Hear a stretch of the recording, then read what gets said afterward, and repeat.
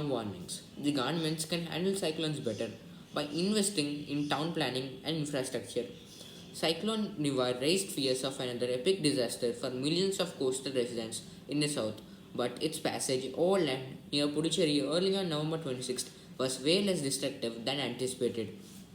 So it says that the governments can handle the disasters better in a better way if they had spent more money on the infrastructure of the city and in town planning. So in that way, they could have upgraded the city's building quality and the city's blueprint and also the drainage system. And there's a new cyclone. Its name is Nivar. It started in the state of Tamil Nadu in Puducherry, and it started on November 26th. And the damage which it caused it was not high, it was low. So it's a good sign for the residents in the South India. The reported loss of at least 3 lives is a relatively low toll for such a large scale weather system, although property and agriculture have suffered considerable damage from the fierce winds and massive volume of rain it dumped in Tamil Nadu and Puducherry. So, as I said, it caused less damage than expected. Uh, so it's a good sign. It's partially a good sign because only 3 people died, which is a good sign for the for the it's a good sign it's a good sign for this it's a good sign for the it's a good sign for this particular disaster because this disaster is a large scale disaster, and for that we only lost 3 lives, so that's a good sign.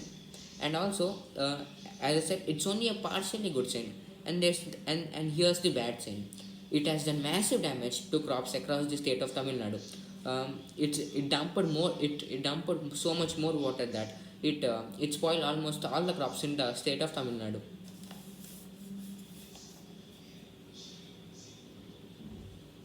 Citizens and the government were fearful of a deluge that could be a repeat of the that could be a repeat of the 2015 flood, which killed a few hundred people and then overcame COVID-19 fatigue to prepare for the worst. So, as I said, the people were the south residents of India were very happy because what they had thought is that they thought that this cyclone could be as worst as the flooding cyclone which came in the year of 2015, but hopefully it was not that bad.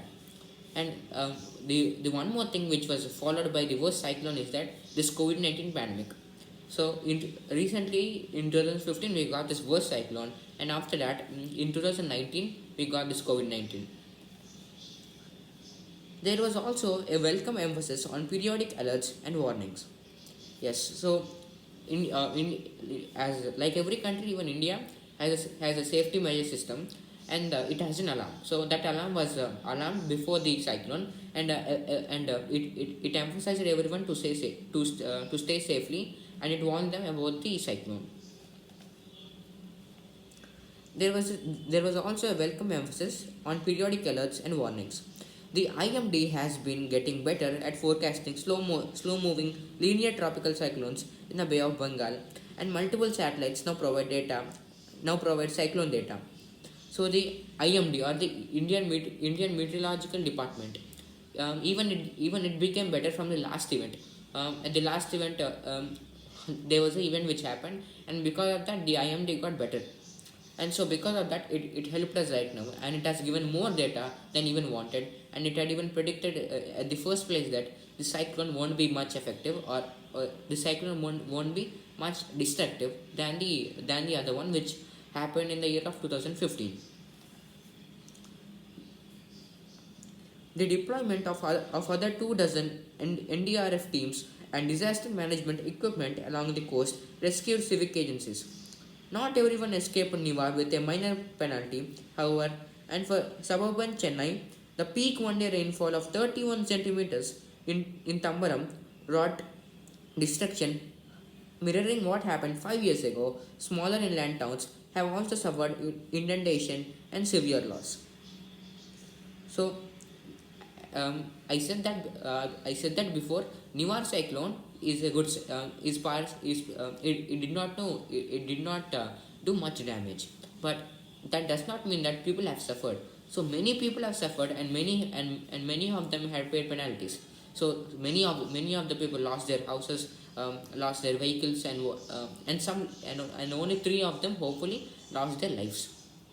Um, in the ci- it happened in the city of Puducherry, but in Chennai, which was far away from Puducherry, the rainfall was recorded as 31 centimeters. That's a huge rainfall, and the rainfall's characteristics were somewhat similar to the flood which happened in the 2015.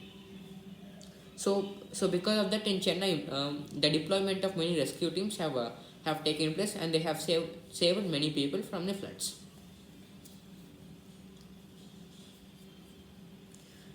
The aftermath now presents an opportunity to make full assessment, not just for distribution of relief, but also to understand the impacts of extreme monsoon weather. So when this all ends, we should know that we should know the government should know that it should upgrade it should upgrade the river system, the drainage system, and so on.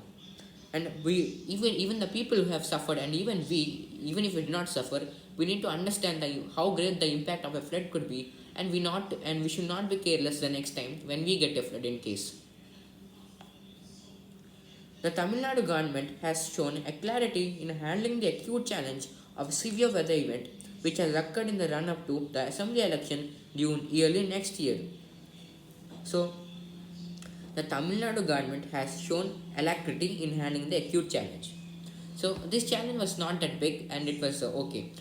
So the Tamil Nadu government, it was very willing to take up this challenge and save the people of Tamil Nadu. It did not back up. And also next year, the state of Tamil Nadu has its elections. Chief Minister Edapati K. Palaniswamy made field visits, and in parallel, the DMK, as the lead opposition, mounted its own relief operations.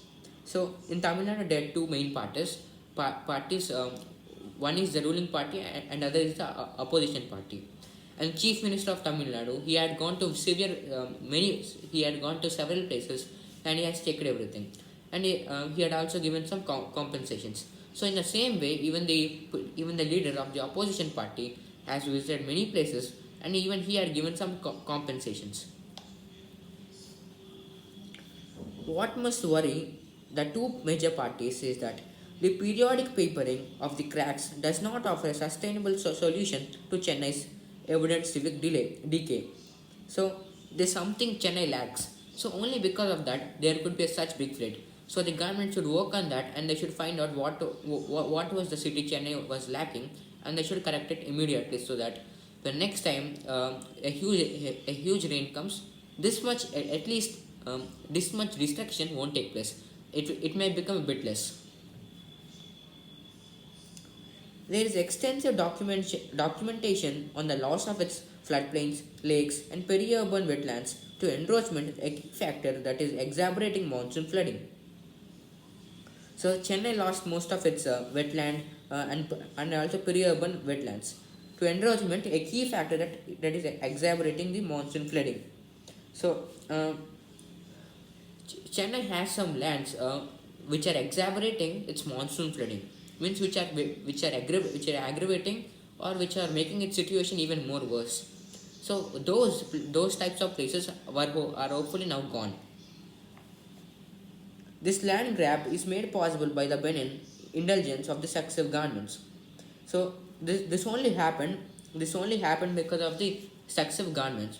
I mean the governments which have been coming until now, they have been upgrading the city of Chennai, and in that way they have been able to make some corrections, and hopefully now they took up the wetlands.